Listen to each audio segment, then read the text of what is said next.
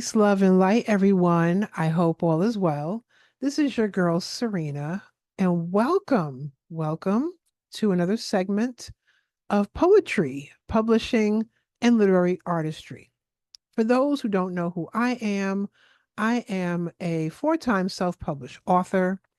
I'm a poet, a spoken word artist, a publishing coach, and I've been published in several anthologies as well. I love writing also fiction, nonfiction, children's stories, and health and wellness articles for various publications and websites.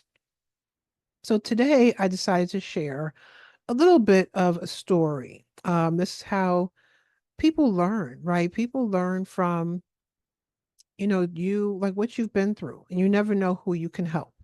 So this is story time. And this is about my first open mic and in-person sharing at an event with people I didn't know. I was in a room of strangers. There were a few people there that I knew, but I said, okay, this is an audience I don't know. They don't know me. Um, so it's one thing to perform, right? And do readings from your book if you have a book, or your journal, or if you just wrote in your notebook that day, however you write, with people that you know and love. Okay, so that's one thing. People are going to root you on and cheer for you, and they know you, and it's a different ball game when you do it with a room practically filled with people you don't know. You look out in the crowd and you're like, I might know one or two people. I may not know anybody, but I'm here and I can't turn back now. I'm not going to. So when did this occur? So I am originally from Queens, New York. Shout out to any New Yorker here. Um, I'm from Queens, New York. I live in the Washington, D.C. area, but I once, upon a time ago, from 2006 to 2009, I lived in Dallas, Texas. It's a whole story in itself. Okay, so I lived there, no regrets, none. I met some beautiful people, beautiful sorority sisters. I'm a member of Delta Sigma Theta Sorority Incorporated. Met some beautiful sorority sisters, beautiful artists, and I have beautiful friendships till this day. So I moved out there in 2006. I started writing more and more. In 2007, I came across a beautiful group that's now an organization called Art Love Magic. That is not a misspelling. It's all one word like that. Art Love Magic. You can look for them on Facebook or on the internet, and love what they were about. And they invited me out to an open mic that they were hosting. I was like, all right, well, I've done poetry readings with people I know, and with my sorority and chapter meetings, and I've never done one like out in public with people I don't know. They said, well, there's a first for everything. This will be your first. So I went, and this was fall of 2007. And so how I prepared, how I approached the mic. So I was like, okay, I'm gonna rehearse. I'm gonna pick out some poems. I want to be like those poets that know their poetry by heart. So I learned quickly that that's not me. Okay, it's great that people can memorize and line by line and they know it. My memory, no. My brain's like, please don't do that to me. Um, and I learned then that it's okay to read from your paper, your book. It is good. And you can still interact. You can still be one with the audience. They are hearing you. They are listening to you. They're listening to the words. Is this going to impact me? Is this going to, is she going to tell a story that really resonates with me? Right. So I remember preparing, and I had this whole lineup of poems. So, all right, I'm good. I'm going to go. And I do that anyway. If I have an idea of what poems I'm going to read, I like to read before I go. But I was really set on these poems. So something told me, my intuition kicked in and said, bring your book, bring your binder of poems. Just bring it. I said, all right, let me listen to the voice within. Let me bring my binder of poems.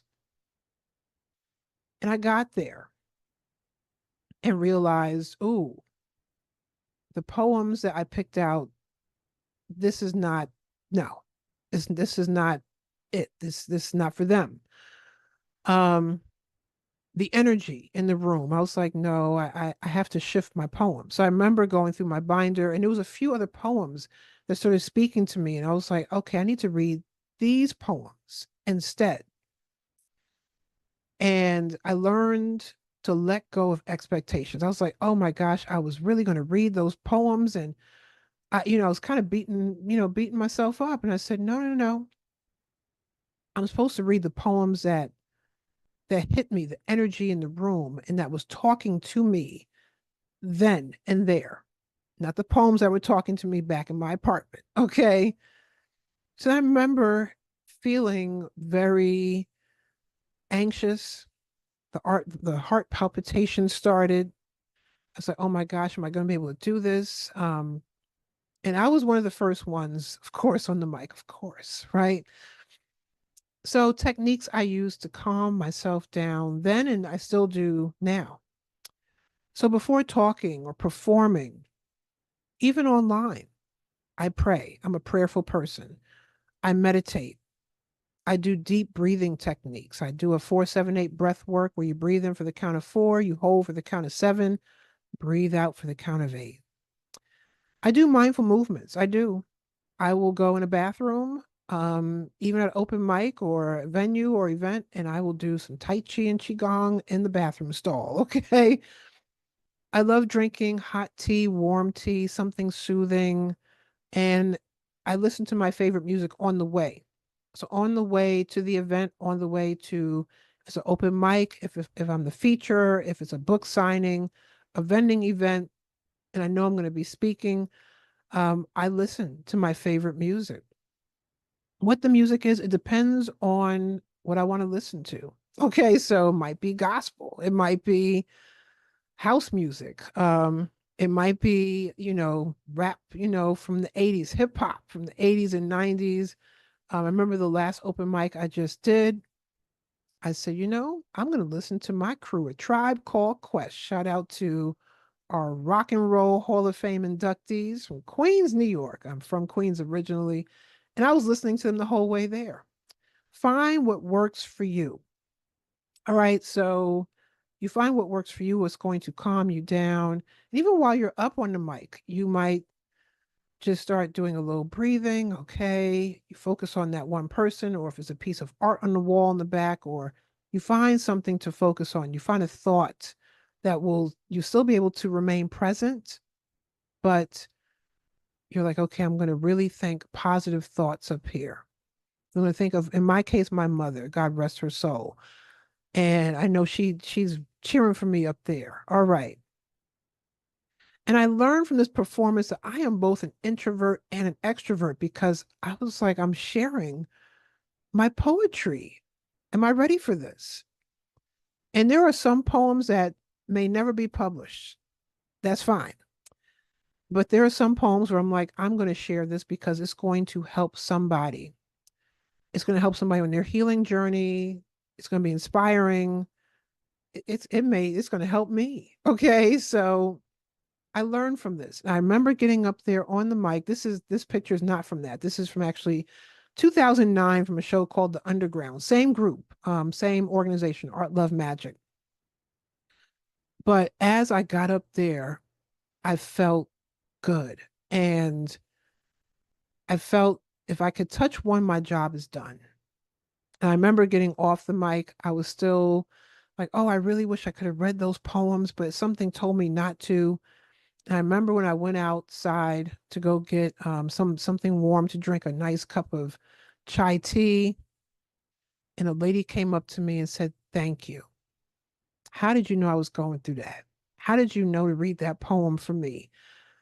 And I said, it's funny. I had a whole list of poems I was going to read. It was only like 2 or 3 poems I was allowed to read. And I said, I got here and I said, something told me to read these poems instead. And she said, well, I'm glad that you listened to that voice within and you read that poem. So reading and sharing my poetry for the first time was not easy, but it taught me that it's not going to be comfortable at times, and it's okay. I learned how to calm myself down, and techniques I use years and years later to this day. And that it's okay that you go there and say, I had a speech prepared, but you know what? Something else is on my heart. And that's okay. That's okay. But that was my first time. And I know someone out there is like, I've been thinking about it. I don't know if I should do it. Go and do it. Sign up. Sign up. Someone asked you to be a speaker, do it. Be that speaker because someone needs to hear your story and you need to do it for you. This is your purpose, it's your destiny. So go out there and share. All right, so that is my time for today. That was story time. Thank you for hanging out with me with that story, and I'll come back and share some more. But if you want to check me out and share, share with me, your stories. You can check me out across social media platforms, Divine Right, DivineWryte. That's my spoken word and poet stage name. That's also the name of my health and wellness coaching practice, Divine Right. Remember the Y, y'all, Wryte. Okay. Or you go to my website, serenawills.com, SerenaWills.com. Check me out there, contact me, let me know how you're doing. But something just told me, share with somebody, how was that first time? And ooh, it was interesting. It was. And I go back to those days and I want to thank Art Love Magic. I want to thank Michael Lagaki. I want to thank David Rodriguez. And I want to thank Justin. Thank you all so much for seeing us artists. Thank you all for finding, being the founders of Art Love Magic. Love each of you. Ah, that love y'all dearly. So that's my time for today. Take good care. Come on back for more segments. And one love. Bye for now.